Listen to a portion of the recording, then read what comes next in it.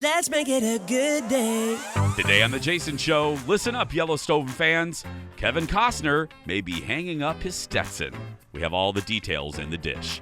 Then, Kendall's doing another 9 to 5, and today she's putting on an apron, grabbing a knife, oh, help us, and becoming a butcher.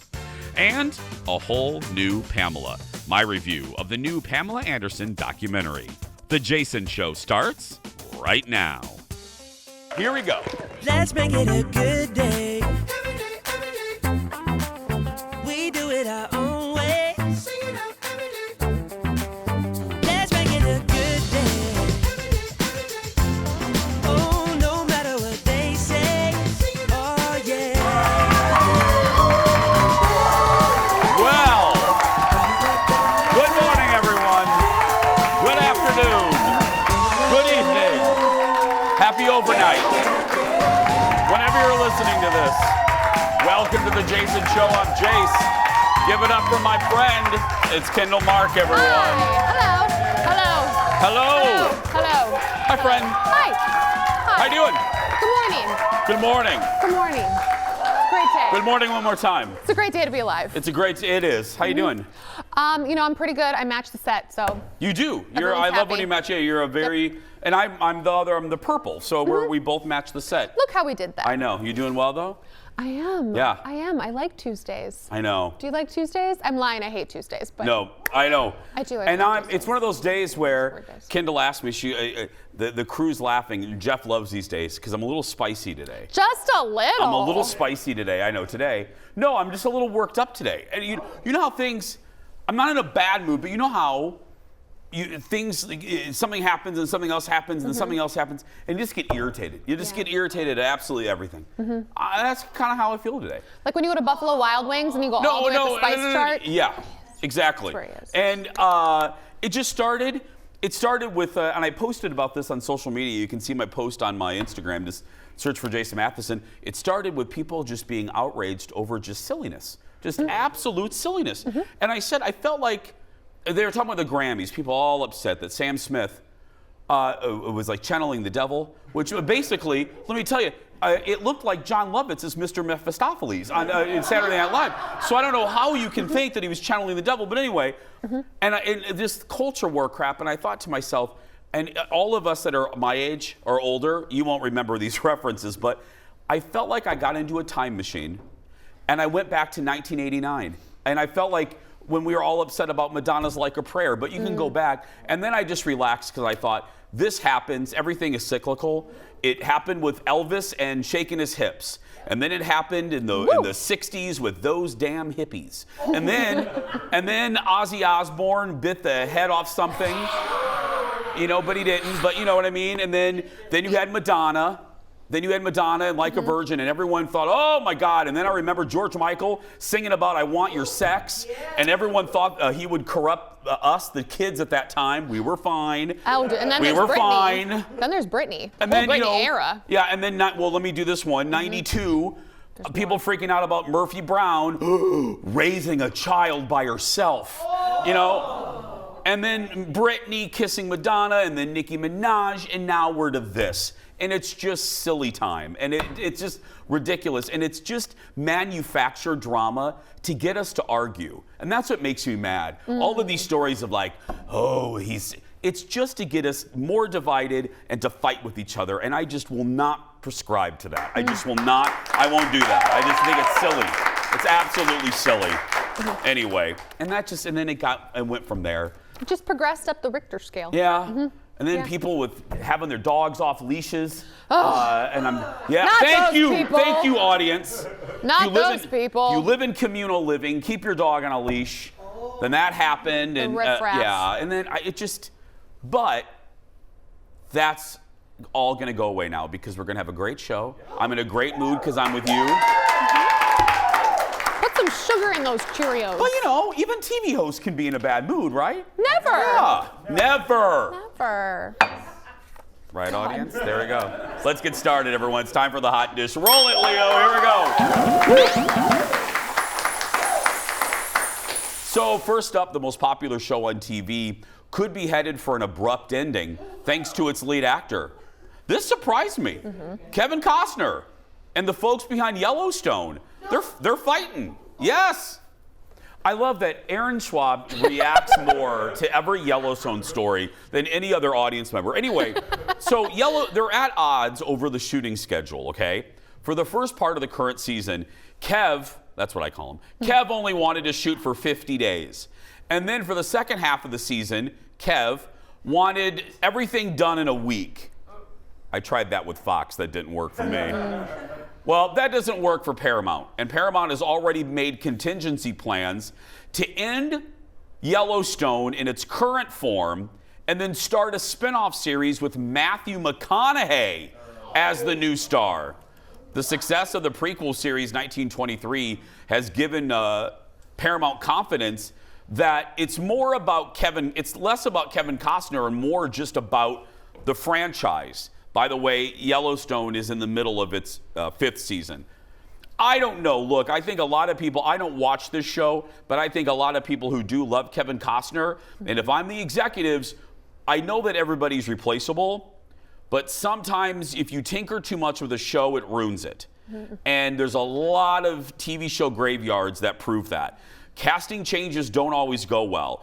The magic doesn't always transfer, and in this case, I would tread lightly, Paramount. I would tread very lightly because you don't want to take the golden goose in the back and shoot it.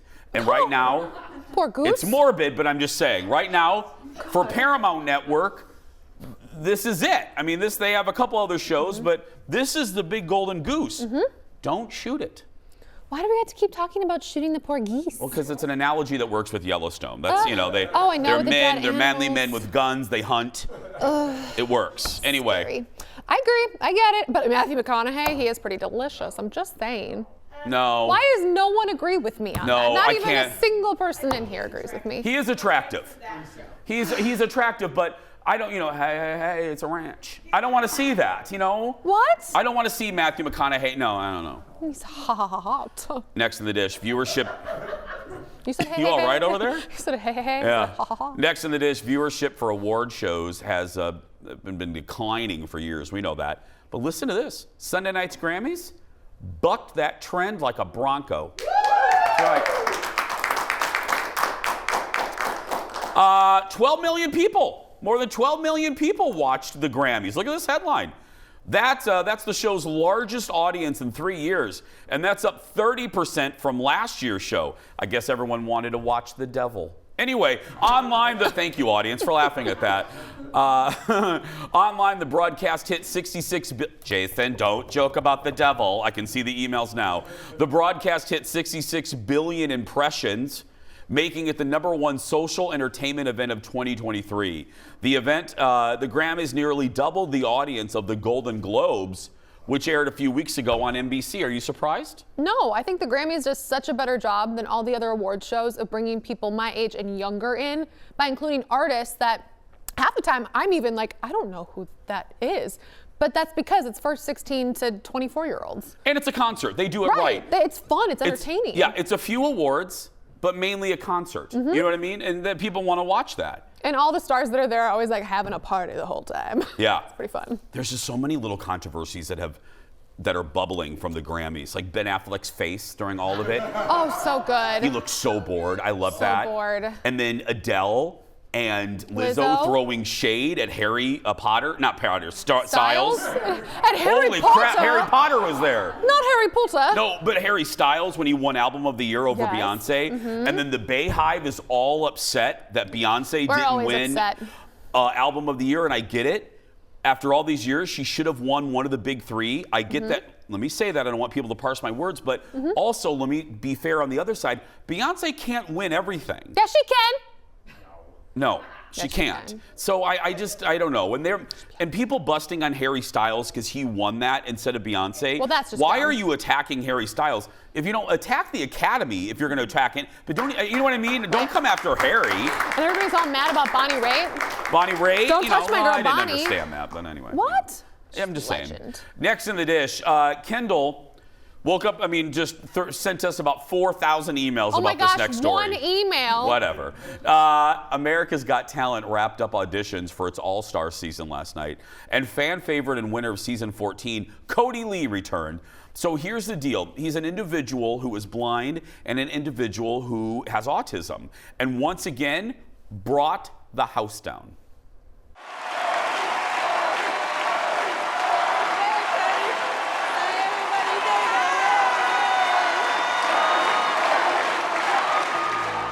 Won't you give me tonight and the rest of your life?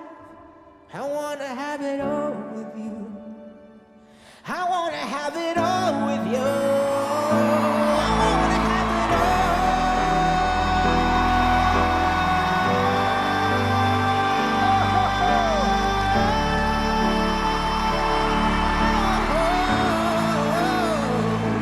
'Cause your love is biblical. It's biblical. It's biblical.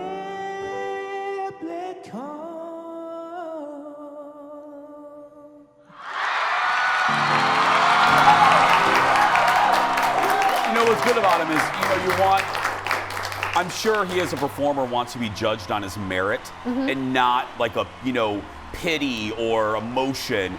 And he doesn't need emotion or a pity vote or whatever. He's really good. He's really good. He's really good. And he says at the end, they say, do you want to tell anybody everything? And he's like, I just want to help me change the world. And I think that's amazing. I think that's really, really cool. You watched this with Jordan, you and your husband were? He watched it. I was in bed already. And he's like, you have to watch this.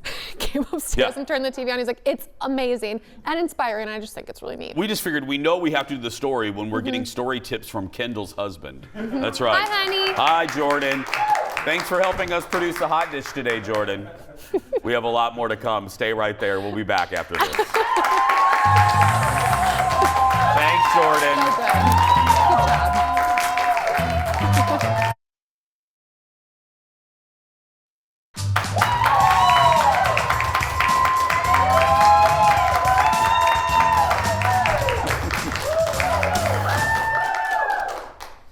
I think I'm just going to take the audience and we're just going to go get some margaritas. Should we just go? Yeah. Oh. Take everyone here. You can come too. Okay, yeah, I'll take great. everyone. And if you're watching, I'll tell you where we are and you can meet us. I'm just joking. Welcome back. That would be fun. Ashton Kutcher was with Jimmy Fallon last night. The two go way back to 2003 when Ashton first hosted SNL. And they talked about, because SNL's famous for their after party, they talked about that night in our late night rewind.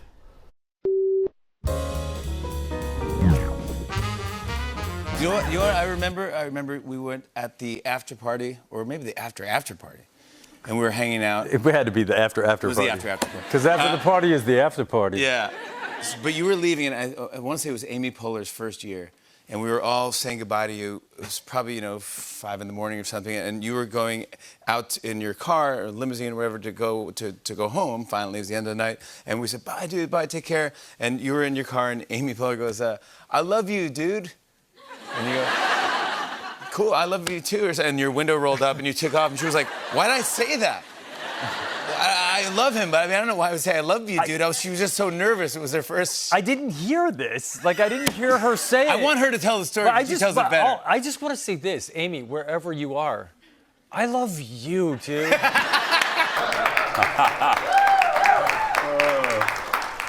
He looks good. Ashton's aging well. He looks really good. Got some serum that he's working with. Yeah, he has good genes too. I think he's a good-looking guy. Next to the dish, Chelsea Handler is this week's guest host on The Daily Show, and she had a special report on last week's extreme cold. Look. For more on this extreme weather, let's go live to Mount Washington, where Dulce Sloan is on location. Oh, no. Absolutely not. I'm in my bed.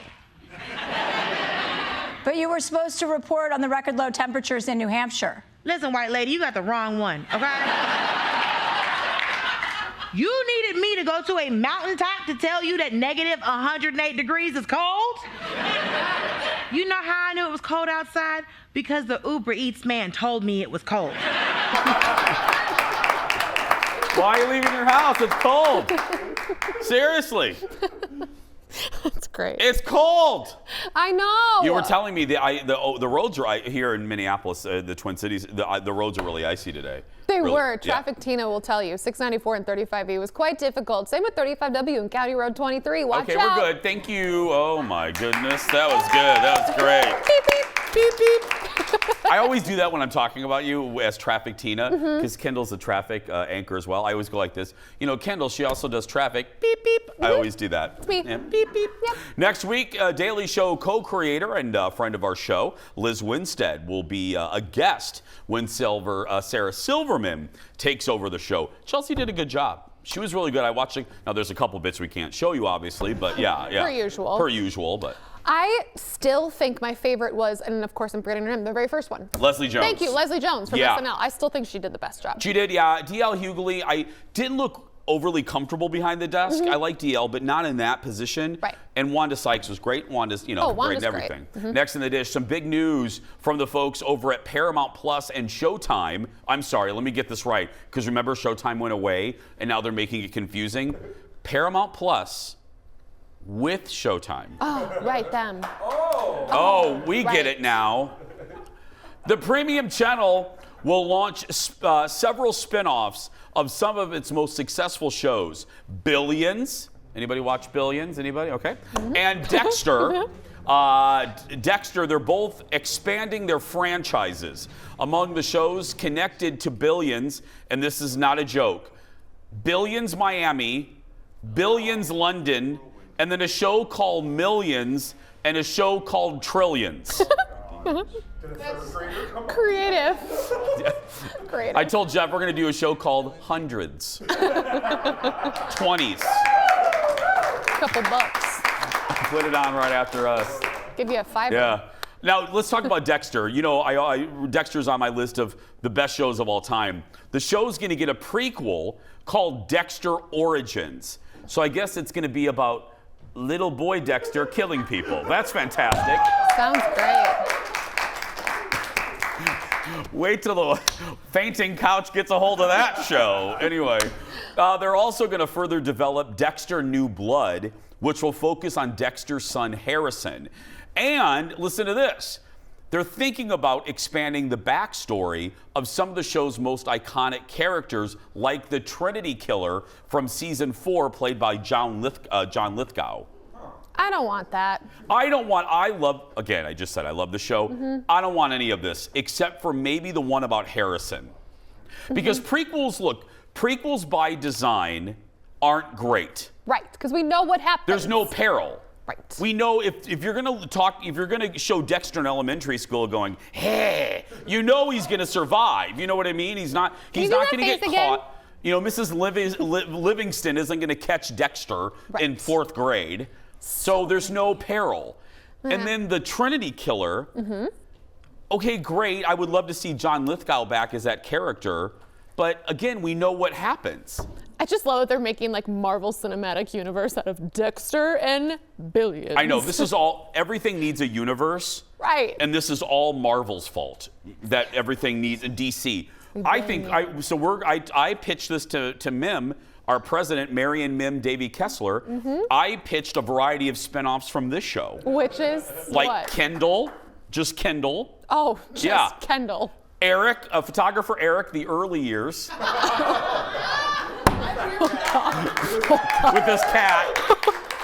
That's How did scary. Eric get to be Eric? He met Dexter. That's right. That's right, he met Dexter. They were all friends came in together. elementary school. Yeah. And then just Ted. We'll call it just Ted. America loves it. We'll call it America Loves Ted. And we'll just follow him Frisbee throwing. sitting in his living room. See, tosses a It'll frisbee. be a great show, yeah. Mim has yet to respond.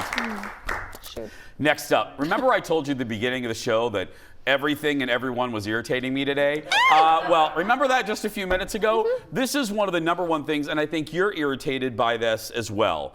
And the last time that I got really worked up about a company, it actually went viral. Last week, I sounded off on the potential changes to Netflix when it comes, hey, I'm wearing the same outfit, when it comes to ending password sharing. So the video of my rant on why it was such a bad idea is nearing 7.5 million million views on TikTok. Yeah. Humble brag. Oh, yeah, well, somebody has to do it. So, by the way, here's a shameless plug before I rant about something else. Please follow our show on TikTok at The Jason Show TV. Yeah. Entertainment. Yeah. Okay, so today, my rage turns to movie theater chain AMC.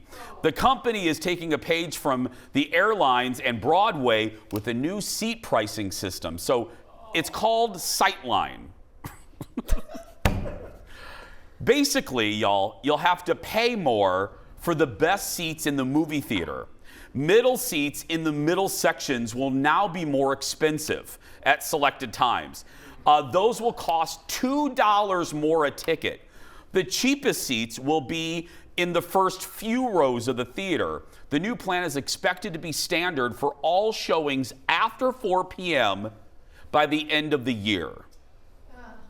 Thank you. I always say it's a non-official segment. I want to be in the meeting when. I want to be in the meeting when the ninnies executives thought, oh my goodness, fewer and fewer people are coming to movie theaters in general. Let's jack up the price and make it more confusing for them to come. I want to be in that meeting. It's a brilliant idea. What are you doing? What are you doing? This is, I'm not joking. I said this on the radio show, and I thought, this is one of the biggest, to me, corporate blunders, like missteps I've seen in a very long time. I'm not joking about what I just said. I love movie theaters. This comes from peace and love. You already have a problem with people getting butts into seats because of people talking, better home theater systems, the price. And now you're going to raise the price. You're going to make it used to be $40 to maybe go see a movie. Now you're going to make it $50, $60. And also, infrastructurally, can you do this? Oftentimes, and not just AMC, movie theaters don't even have people to monitor the auditoriums for talkers and irritating humans. How are you going to regulate this? You don't have the staff to make popcorn, let alone having little teenage Timmy standing at every auditorium door, checking to make sure Mary sits in the right seat. And what are you going to do if Mary sits in the wrong seat? You're going to go up and yell at Mary? I don't think so. This is unsustainable. It's just, you can't. People are going to buy the cheap seats and they're going to sit wherever they want. And then then the poor teenagers, the frontline employees at AMC, they're the ones that are going to have to confront these angry consumers. People are already irritated. They've been irritated since the pandemic. You've heard the woes of the service industry. Now you're going to put these people face to face with irritated consumers that don't understand why you're making it more difficult and why you're charging them more. Bad move, AMC. Bad move. Just saying. Yeah.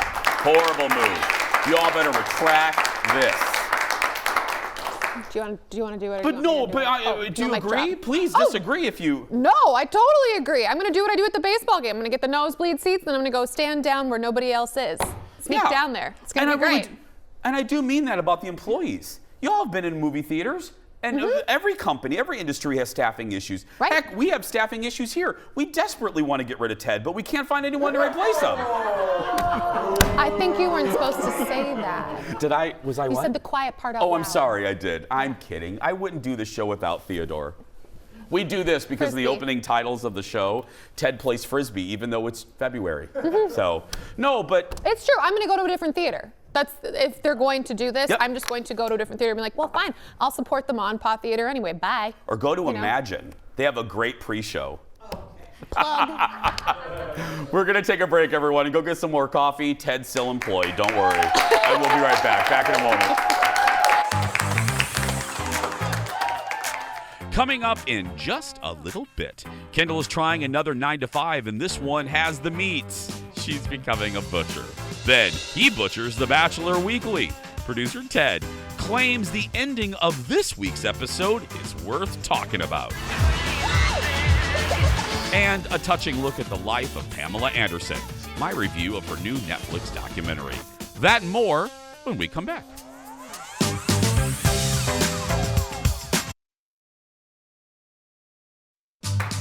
Welcome back.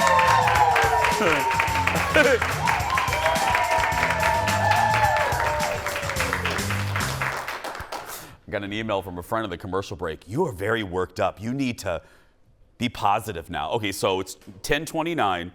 For the next half hour, I'm going to be nothing but positive.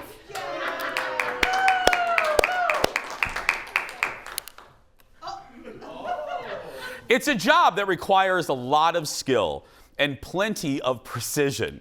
Being a butcher is a lot more than just selling the meats. And Kendall learned that firsthand when she visited Clancy's Meats and Fish here in Minneapolis. She learned how the sausage is quite literally made. Kendall has another 9 to 5.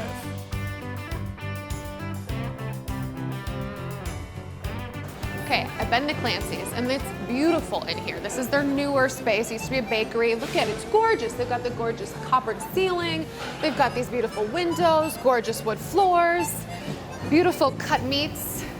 But we're not gonna focus on any of that apparently because I want to see where the sausage is made. This is such a bad accent. I gotta work on this. Where the sausage is made. Bravo. Okay, time out. We have some introduction to make. I'm being extremely rude. This is Daily, as in today, intern Kyle. Hi, I'm intern Kyle. What's been your favorite part of hanging out with us? How serious and I love awesome the way we you are? say sausage. Can you say it again for me? Yes, Kyle, I can. Sausage. Oh, beautiful. Beautiful. He can come back. So normally when we go to these shoots, Eric has this tripod here. Today, we have Kyle here instead. I don't think I'll be as steady as a tripod, but I'll What do you try mean? You my just have best. to hold your base, practice.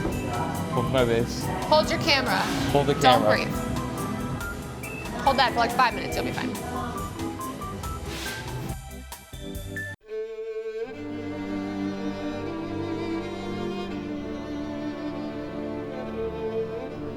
So now that Eric is ready, are you ready, David? Now that Eric's ready? I'm ready. Please, please, we've just been waiting for you this whole time. We are making the sausage. Does everyone say it like that? They're thirsty. Literally no one says it like that. Never mind, don't answer that question. I'm gonna load it on this nozzle, and then we can begin. You turn the crank. Okay, do I do the curling? You can coil it. I'm coiling. You're very good at being consistent about the size and girth of the sausage. Well, Are you already done? well, for the amount of casing we put on there. Don't worry, there's lots more where that came from. Well, I hope so. Oh, this is fun. It's like playing with a giant dead animal or something. We don't think about that. Sorry. No, but it kind of feels cool. So now we'll squeeze, Uh-huh. twist, voila. You wanna try? Okay, let me do it. And I'm gonna twist. You blew it out. I blew it out. It's okay. Try one time and I blow it out. Here's the fun part when we start to link it, and you'll want to do this. We're gonna braid it. Like hair? So you're gonna skip one, and the next two we're gonna overlap. Give it a twist. I'm gonna overlap. Crap, I'm already screwing up. Oh, overlap and then twist. Skip one, overlap, and then twist. Good. Now comes the even more fun part. Oh God, there's more? This is like origami. Sausage origami. So now you have a braid. You wanna try that? No, And then put it through the hole, through that. through that hole. And twist it. There you go. And the last part is we look for any kind of air bubbles. And you pop them? What's this little thing? It's just a little. Oh, it's like Clicker. a mermaid pitchfork, like a mermaid fork. What is it? It's a dingle hopper. Hold on, I just want to do this shot. So this Uh-huh. shot, Yep. what's going in there in that Well, bottom? it's gonna be mine. It's gonna look just as pretty as that. Confidence is key. Here. Wait, which way do I roll it, David? This way. Okay. Oh my God. Okay, it's going. Okay. That's good. There's no air bubbles. That looks really good. Oh, I popped it. Okay. I went too fast. You're gonna want to cut it loose. And then just chop this out. Yep, and you can put the other meat right there. This is going well. I'm doing great. Eric, how much time you have today? I get overtime, but I don't know about the intern. Kyle will feed you later. I just don't want your sausages though, Kendall. Rather, Whatever. Do you hear this hate, David? Professional sausages. Sorry, I did it again. So can we count that as mine for my bin? Yeah. And I'll just. Wait, no, that's my job. Oh, sorry. Why don't you like me enough Sorry. to let me do my one job? Oh, we end up with. It all tastes the same, folks. It all tastes the same. And Kendall joins me now. Sure does. Nice guys. Yes, I love Clancy's. My husband was actually really jealous because we go there often because they have really, really delicious meat. So when they said that they would let me come in and do the things, I tried to get all the secret recipes. You were really good. Failed. Let me compliment you, my dear friend. You were really good. I popped a lot of sausage. Yes. Sausage. It's fast. I could watch that all. It's like a soothing thing. Like just. It is. It's like a conveyor belt. And how many they do every day was crazy. So slow. They're like, get out. But I think it would get therapeutic doing like the repetitive, just I love it. Thank you, Clancy's. Hey, and if you have a 9 to 5 idea for Kendall, you can let us know by emailing us at the Jason Show Facebook page. Who know, Kendall could be taking over your job. That's right. Mm-hmm. They won't keep me. They won't. Yeah, exactly. We're going to take a break. We have much more when we return. Back after this.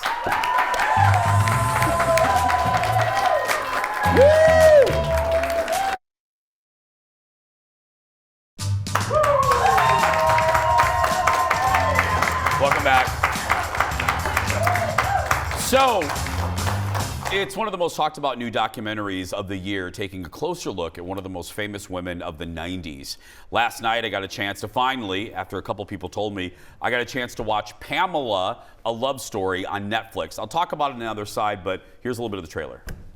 I don't think people consider her the owner of her own image. It's Pamela Anderson, public property.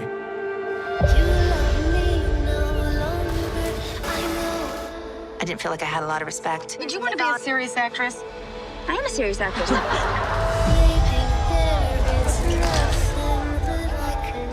I had to make a career out of the pieces left. But I'm not the damsel in distress. I put myself in crazy situations and survived them. The doc features Pamela, in her own words, documenting, well, literally from tapes that she shot herself, her rise to stardom and then the just craziness since then. I kind of felt about this documentary the way that I feel about some Howard Stern interviews, and you hear me say it a lot. I walk away from a Stern interview usually a bigger fan or a fan. I joke about it, but it's true. Katherine Heigl, I wasn't really a big fan, and then I listened to Howard interview her, and then I was a fan. This documentary really made me appreciate Pamela Anderson in a way that I was alive in the 90s. I was a young adult. I remember all of it.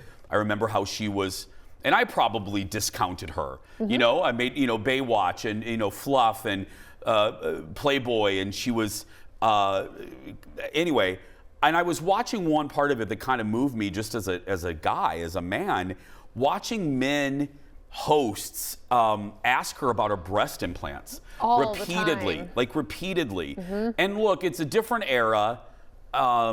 Unfortunately, it was accepted and no one batted an eye at it. It was just, it's funny to laugh at her, her breasts, but they would, and she just said, why is it so fascinating and why do they bring it up in every interview? And they did a montage of some of the jokes, and it's just gross.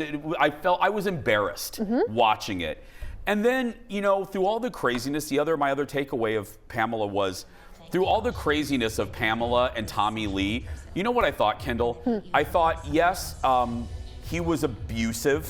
I don't think anyone would deny that. They really did love each other, though. Yes, you know what I mean? It was a real love story. It was really, and she said that on Stern. She said, I want my boys to know they were born out of love. And whatever you thought about Tommy, whatever you thought about, they really, I think maybe Tommy loved her a little too much at times.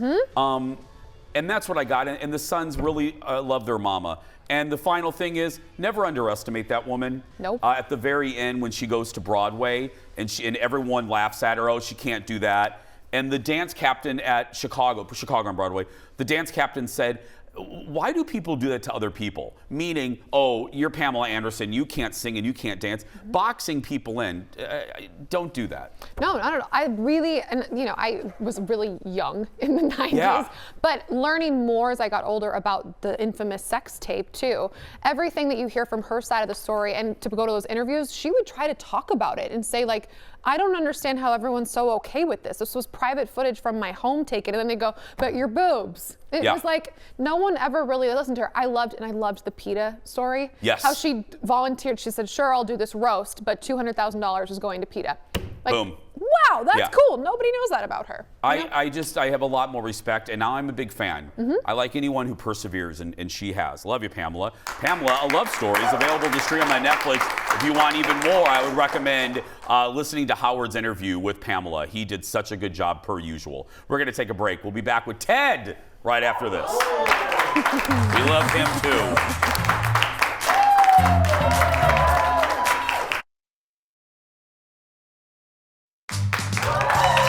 Don't forget, if you want tickets to our show, go to eventbrite.com or the app and search for The Jason Show. Welcome back. Zach is breaking all the rules on The Bachelor. Thank you, audience. And last night he said, the heck with waiting for the fantasy suites. Look at this. I have a question for you. Okay. Would you like to spend the night here with me? Absolutely. Really? Yes. Okay, great. Because I have something planned here special with you. Want to go see it? Yes. Okay. Okay. I knew this was going to be a lot of fun with Katie. That was a given. But I think it's really been so much more. There's something way more here. Oh my goodness. Here's our little setup for the night.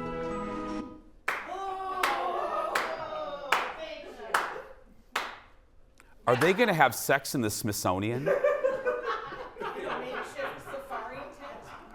I have something really special planned for you. Absolutely. Will Zach and Katie leave anything to the imagination? Will the Smithsonian security guards catch them? How will the other ladies feel when Katie returns in her PJs? The drama sure is heating up on The Bachelor, and that means, once again, it's time for 42% of America loves Ted. Joining us from Bachelor headquarters is Ted Johnson. Hi, buddy. Hello. Did you hear that audience love when I jokingly said that you were being let go? People love you, Ted. They booed me. We've got a good fan club in there today. That's right, we do. Yeah. Keep them around. Theodore, let's talk about that date. Did they knock boots in the tent, or what's happening? Well, so ABC wanted us to think that this was just a platonic sleepover. Okay. Right? Because they laid out their PJs on their beds, and they had two twin-sized beds in that tent. So there were two twin-sized beds. They're running around the museum, looking at animals and everything. But then later, Ted, why are they running? I'm not really sure why they're running, Okay. but maybe they want to get through the whole thing. But then he pulls the bed in close.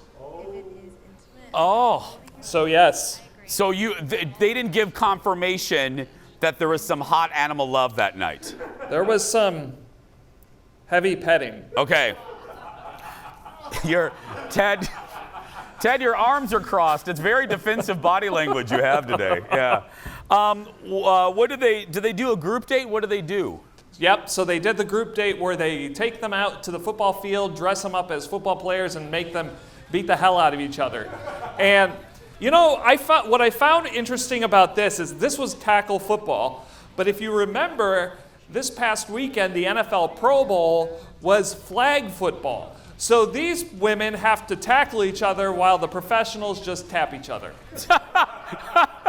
I just saw there, executive producer Jeff's favorite contestant, Christina Mandrell, granddaughter of one of the Mandrell sisters. Second cousin, Niece. once Oh. removed. Okay, we will get to her. Okay.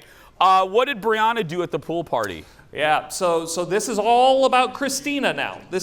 So Brianna is right there, and Brianna, she basically said, I'm leaving, so I'm going to light the place on fire. And so she had nothing to lose here, so she's telling him, you know what, there are some people here who have some bad intentions. And by people, I mean Christina Mandrell. And he's shocked by this. He is stunned by this because Christina Mandrell, she was going to the fantasy suites. She had a one-way ticket to the fantasy suite. Okay. And so he's saying, oh no, what's going to happen? So then, of course, they're going to leave her to the end of the rose ceremony. But, you know, obviously, every single time, she's going to get the rose, right? The villain gets the rose. Well, take a look.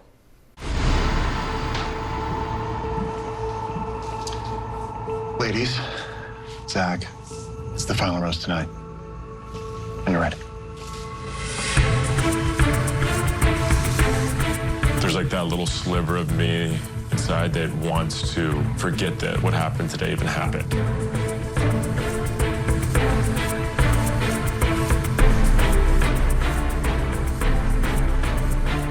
It's the biggest internal battle I've had in maybe forever, and it's the most difficult decision I made to date. Mercedes.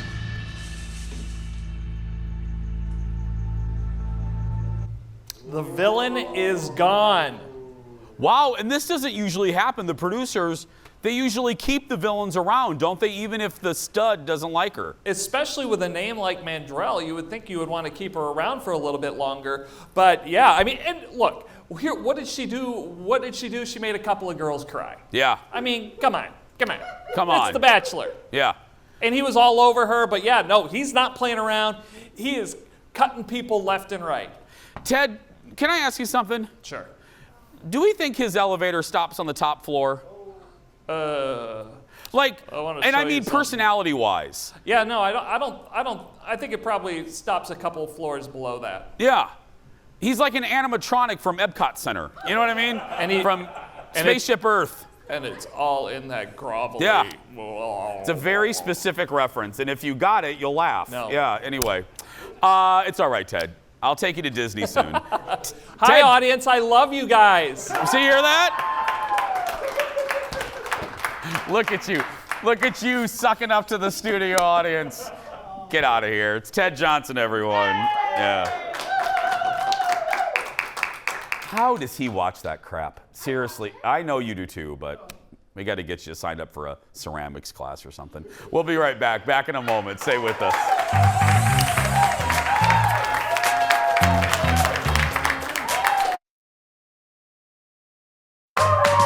Welcome back, my friends.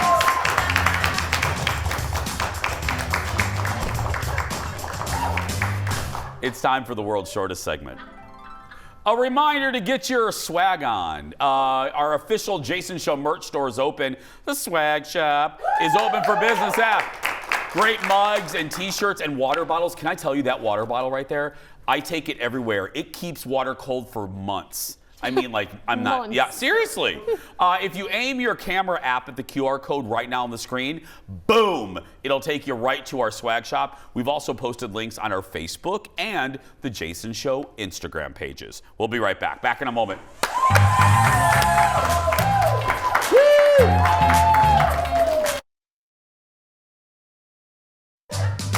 Welcome back. Well, you know how this end of the show works. I don't know what's in this segment until I read it. It's time for the surprise goodbye. Here we go. Today. Porky Pig. Today, a dream vacation with an unexpected ending. A guy from New York thought he booked a trip to Sydney, Australia, but he didn't make it out of the U.S. It turns out to Sydney, Montana, not Australia. He figured something was wrong when his flight landed in Billings, Montana, and he saw snow on the mountains. When the guy realized there was no way to make the cruise he booked in Australia, he stayed overnight in Billings and flew home. He blames himself for trying to book the cheapest flight possible and says the airport codes are very similar.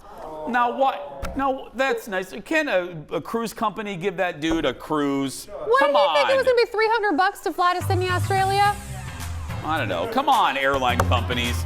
Tomorrow on the show, the Wine Diva is back. Leslie Miller with Super Bowl wine pairings. But right now, that's going to do it for us. If you're a kid that's being bullied, go out there and be yourself, because nobody can tell you're doing it wrong. Bye, everyone. Woo!